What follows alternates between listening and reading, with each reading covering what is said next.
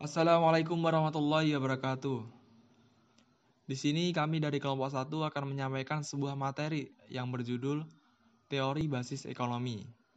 Sebelumnya saya akan memperkenalkan anggota kelompok yaitu Elvi Faizatul Jannah, Muhammad Askanur Rahman, Nadia Nurfitasari, dan Nala Salsa Mardatila. Selanjutnya dalam pembahasan teori basis ekonomi, yang pertama, kita akan membahas tentang definisi teori basis ekonomi. Yang kedua, tentang pengganda basis. Yang ketiga, cara memilih kegiatan basis dan non-basis. Yang keempat, model basis ekonomi menurut Tickbout.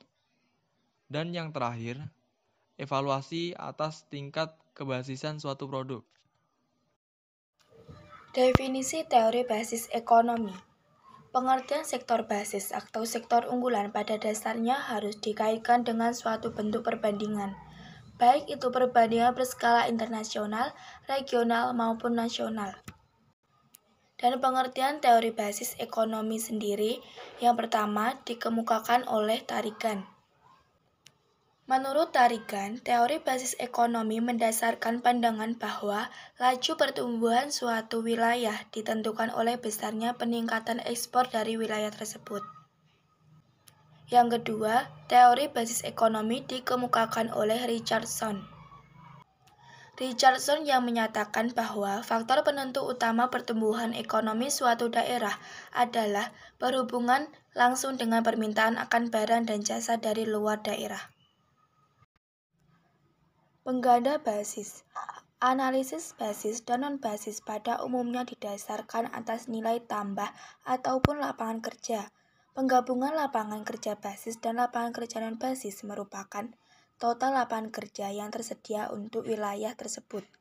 Demikian pula penjumlahan pendapatan sektor basis dan pendapatan sektor non-basis merupakan total pendapatan wilayah tersebut. Dan langkah-langkah untuk menghitung pengganda basis ekonomi berdasar data empiris.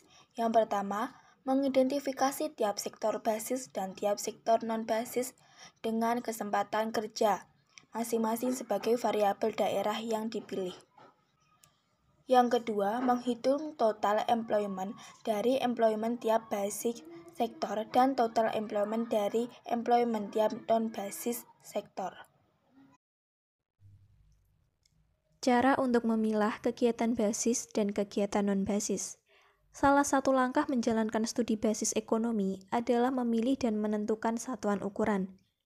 Satuan ukuran yang dipilih dapat berupa pendapatan daerah, employment atau kesempatan kerja atau jumlah orang yang bekerja, nilai tambah, output, penjualan kotor, dan sebagainya. Setelah memilih satuan pengukuran, langkah berikut adalah memilih suatu teknik untuk menentukan apakah suatu aktivitas adalah basic atau non-basic. Yang pertama, metode langsung. Yang kedua, metode tidak langsung. Yang ketiga, metode campuran. Dan yang terakhir, metode location quotient. Metode langsung. Metode langsung dapat dilakukan dengan survei langsung kepada pelaku usaha, kemana mereka memasarkan barang yang diproduksi, dan dari mana mereka membeli bahan-bahan kebutuhan untuk menghasilkan produk tersebut. Metode tidak langsung. Metode tidak langsung adalah dengan menggunakan asumsi atau disebut metode asumsi. Dalam metode asumsi, berdasarkan kondisi di wilayah tersebut atau berdasarkan data sekunder, ada kegiatan tertentu yang diasumsikan sebagai kegiatan basis dan kegiatan lainnya sebagai kegiatan non-basis. Metode campuran. Metode campuran dipakai pada suatu wilayah yang sudah berkembang. Cukup banyak usaha yang tercampur antara kegiatan basis dan kegiatan non-basis. Orang melakukan gabungan antara metode langsung dan metode tidak langsung yang disebut metode campuran. Pelaksanaan metode campuran dengan melakukan survei pendahuluan, yaitu pengumpulan data sekunder, kemudian dianalisis mana kegiatan basis dan kegiatan non-basis. Metode location quotient. Metode lain yang tidak langsung adalah dengan menggunakan location quotient atau metode LQ. Metode LQ membandingkan porsi lapangan kerja atau nilai tambah untuk sektor tertentu di wilayah kita dibandingkan dengan porsi lapangan kerja atau nilai tambah untuk sektor yang sama secara nasional. Model basis ekonomi menurut Thibault.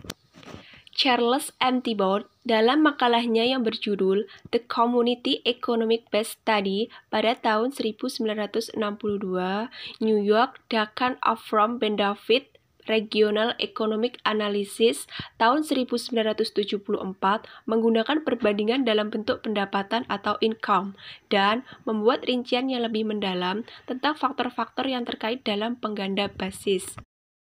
Evaluasi dan tingkat kebasisan suatu produk. Untuk mendorong pertumbuhan suatu wilayah, perlu didorong pertumbuhan sektor basis karena akan mendorong pertumbuhan sektor lainnya, yaitu sektor non-basis. Dalam suatu wilayah, sektor basis adalah sektor yang menjual produknya keluar wilayah atau ada kegiatan yang mendatangkan uang dari luar wilayah. Tingkat kebasisan suatu produk misalnya dapat dijenjangkan sebagai berikut. Pada poin 1, jangkauan pemasarannya hanya pada beberapa desa tetangga.